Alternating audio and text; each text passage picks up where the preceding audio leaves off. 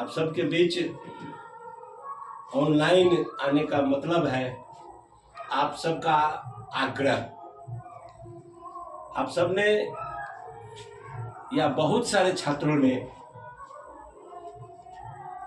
बहुत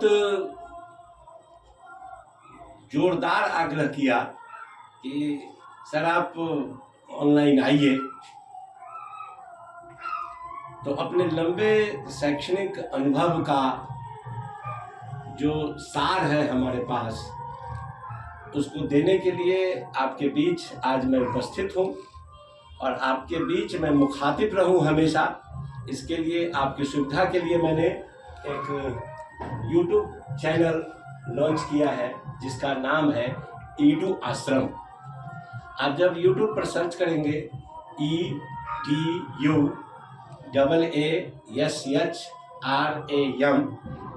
ईडू आश्रम, तो आपको मेरा यह ईडू आश्रम का चैनल आपको दिखेगा। अगर आपको मेरी बात अच्छी लगे, मेरा विषय संपादन अच्छा लगे, तो आप इसको लाइक जरूर करिएगा, इसको सब्सक्राइब जरूर करिएगा और आपके वैसे मित्र जिनको इसकी ज़रूरत होगी उनके पास इसको शेयर भी करिएगा। इस पर एक बेल आइकन होगा, उसको आप यदि दबाएंगे तो मैं जो भी वीडियो अपलोड करूंगा वो आपको पहले दिखेगा। वैसे छूटने की संभावना रहती है, तो आपसे आग्रह है कि ये सारे कार्य आप अवश्य करेंगे। तो मेरा उद्देश्य है कि माध्यमिक स्तर पर जो संस्कृत के बारे में गलत धारणाएं बैठी हुई है कि संस्कृत एक कठिन सब्जेक्ट है, कठिन विषय है, तो उस धारणा को हम हटाना चाहेंगे और आपके दिमाग में ये बैठाना चाहेंगे कि संस्कृत कठिन नहीं, एक बहुत ही सरल विषय है और बहुत ही सरल तरीके से माध्यमिक बोर्ड भी इसको लेता है। संस्कृत वैसे बहुत प्रौढ़ भाषा है, बहुत पुरानी भाषा है। किसी भी दृष्टिकोण से, मानवता के किसी भी दृष्टिकोण से देखें तो संस्कृत सर्वोत्तम भाषा है। रोजगार के दृष्टिकोण से भी देखें तो इस भाषा से जितने रोजगार सृजन हुए हैं, हमें नहीं लगता है किसी और दूसरी भाषा से हुआ।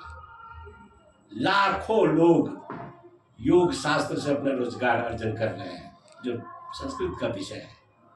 लाखों लोग आयुर्वेद से अपना जीविकोपार्जन कर रहे हैं, जो संस्कृत का विषय है। न जाने करोड़ों लोग संस्कृत विषय में उपलब्ध सामग्रियों को अपने जीवन में जोड़कर और इसको प्रसारित कर अपनी जीविका का निर्वाह करते हैं। तो ये बहुत विशाल विषय होगा।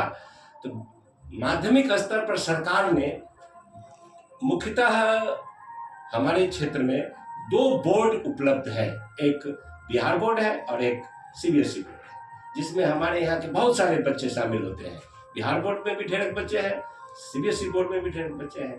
और जब आप गंभीरता से उस विषय को देखिएगा, CBSE बोर्ड हो या बिहार बोर्ड हो, तो आपको व्याकरण सेक्टर समान दिखेगा, बिल्कुल समान दिखेगा। हाँ, पूछने के तरीके अलग अलग हैं।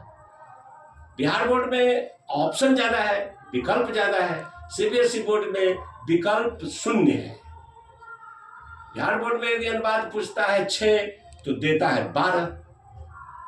CBSE बोर्ड में यदि अनुपात पूछता है 5 तो देता भी है 5। 6 पूछता है तो 6 ही देता है, यानी ऑप्शन वहां नहीं है।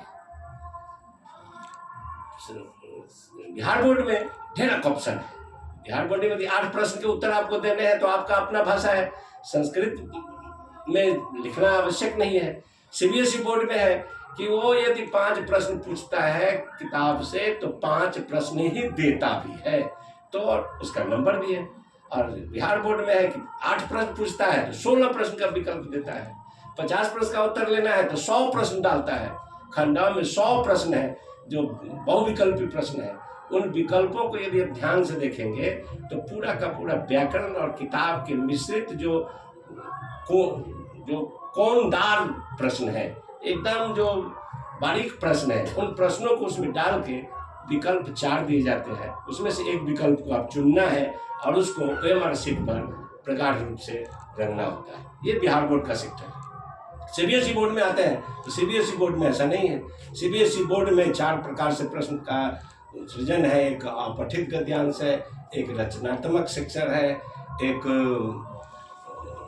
पठित गद्यांश है और एक व्याकरण का सेक्टर है।